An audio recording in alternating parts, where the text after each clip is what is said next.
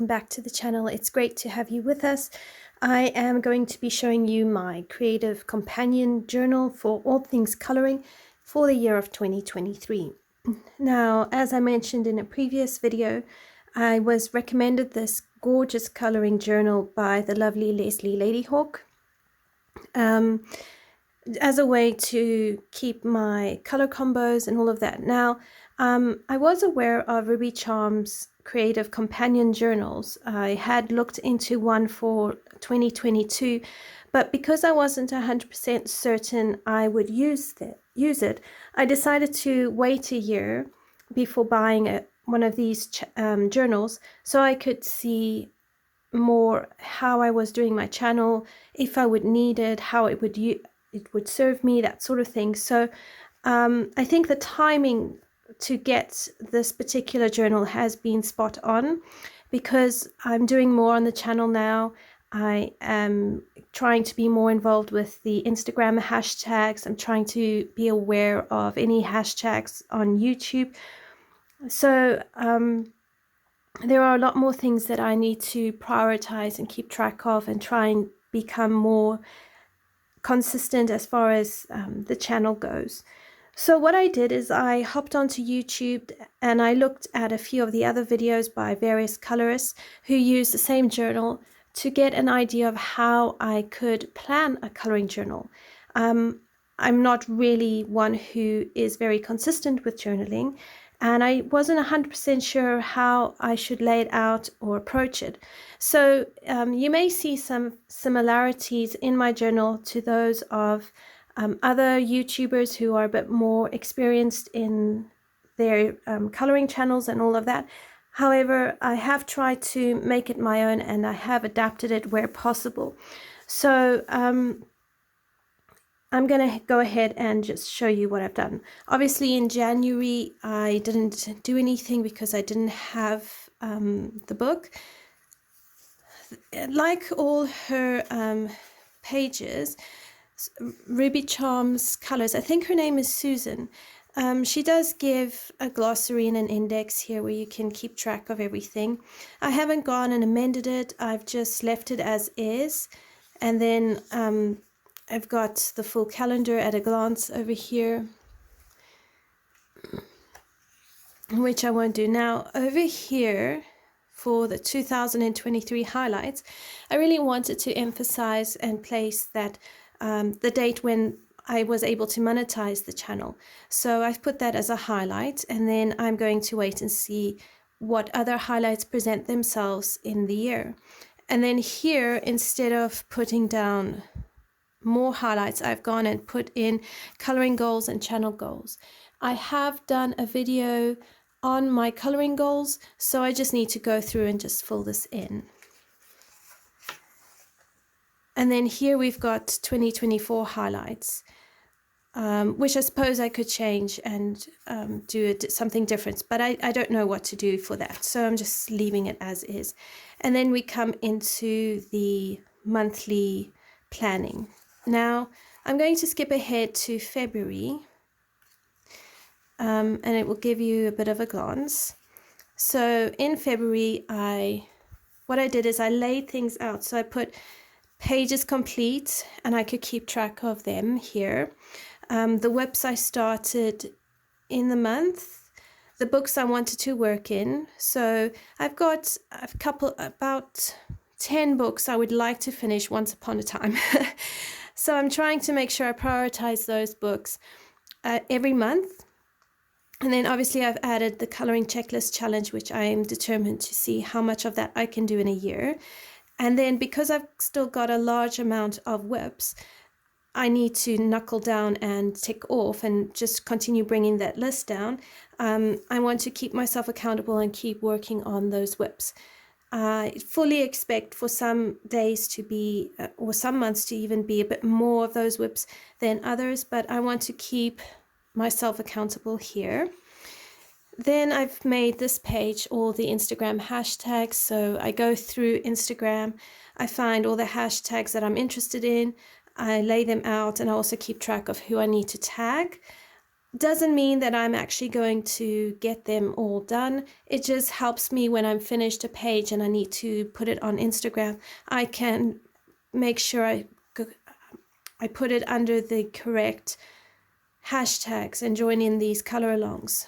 And then I decided over here I was going to keep track of my videos. So I have 3 outstanding videos I still need to complete for you.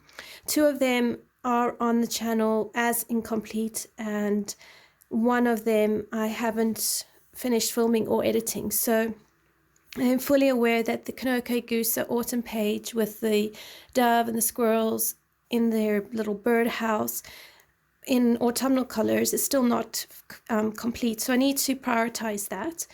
I also have a fuchsia page in the Layla Dooley flower yearbook, which needs completing. And then obviously this Fragile World Rockhopper penguins I need to do. Fortunately, this can be a lower priority because it's not up on the channel as an incomplete color along. And then I keep track of the videos that I still need to edit. So I'm busy editing the Sugar Plum Fairy for you. And then I've got a few others I need to carry on editing. But the way I'm editing it, it does take up as much time as coloring the page. So it is quite slow going. Then over here, if I put any polls or request some feedback on the channel, I want to keep track of that so I can make sure I plan the right or the relevant book and color along for our next lives. I also keep track of any requested videos I see in the comments from all you lovely people. So I want to keep myself accountable all the time, and then I just transfer that into March and carry on. So one of the requested videos was to color white pearls, which I still need to find a good page to do that. And then I want to test UK cardstock and find the paper that works best. So that is a little bit more challenging because I need to collect a variety of different cardstock available in the UK and then find myself PDFs or scan different pages and color them in. So that's going to be quite a slow video to actually get round to and complete. Anyway, so moving on to March, it's the same format, except here in March, in pencil, I've tried to plan out all my videos so that I'm getting through my goals a bit better. I've also put down ideas here. So this will be my ideas section where I get ideas for videos, and then I can see if I get to them. If I don't, I can then move them into March, or I can just ignore them, depending on how it goes. And then the same format carries on with the hashtags, the videos to complete, the videos to make, videos I need editing. This time round, I decided to put tick boxes so I could tick off as I complete it. And then again, votes for lives. And then here you can see I've carried over my requested videos. So that's basically going to be the format I will do more or less for every single month of the year. As you can see, I don't pretty up my journal. I honestly don't have washi tape for it or anything. I'm in some ways quite a practical person, so I just jot things down and I get on with it. But maybe one day I will broach into being a bit more, what do you call it, creative.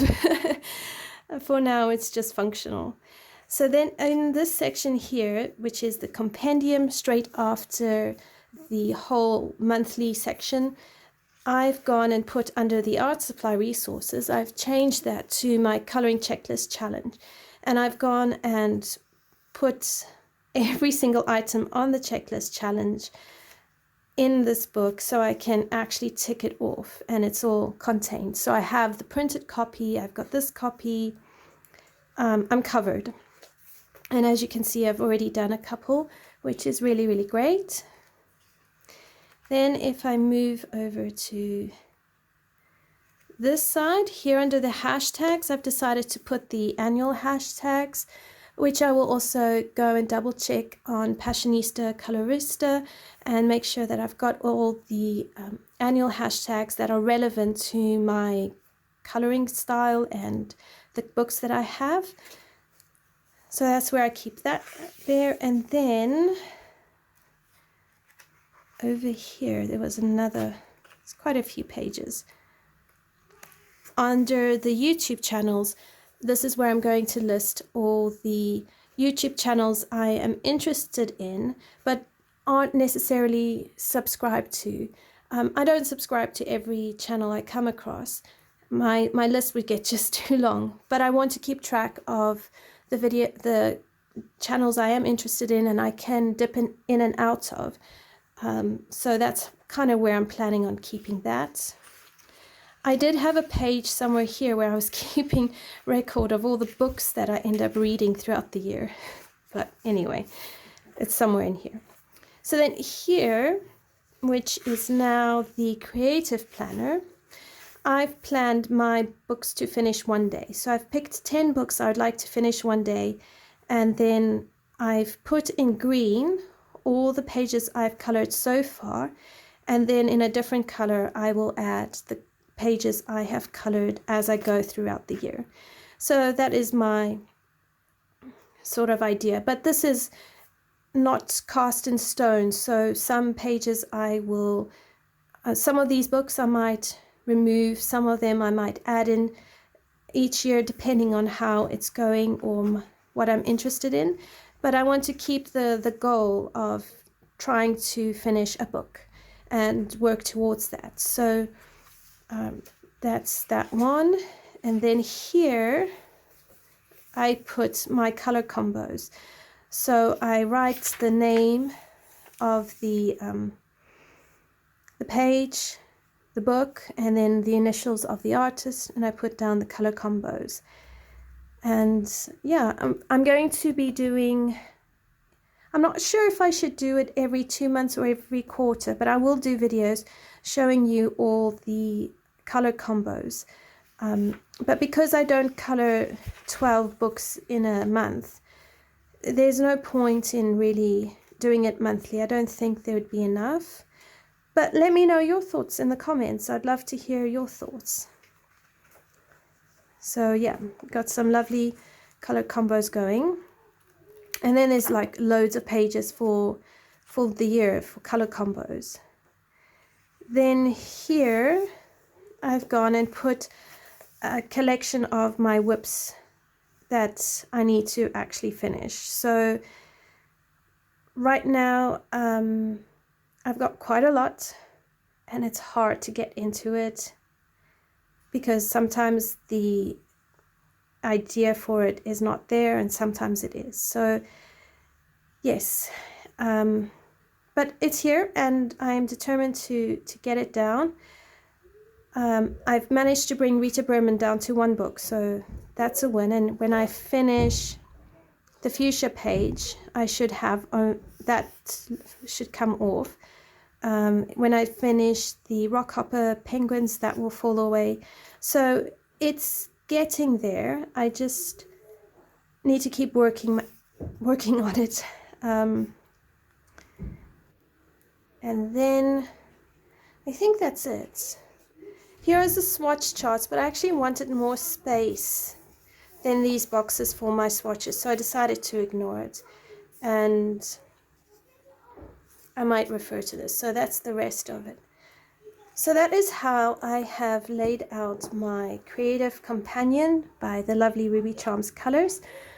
So far, it's working really well. I'm enjoying working in it. I'd say the highlight for me is actually keeping track of all those combos. I've realized more and more when I'm coloring and I see something I like, but I don't have the combo, it's a bit frustrating because I don't know what I used. And at least by keeping it in here, I can then see it in December. How did it help me? Was it worthwhile? How did it benefit the channel and that sort of thing? So yeah, I'm really enjoying this. Thank you so much for letting me share my creative journal with you and how I've laid it out. I hope that if you have your own journal, let me know in the comments, how have you laid it out? What do you use yours for?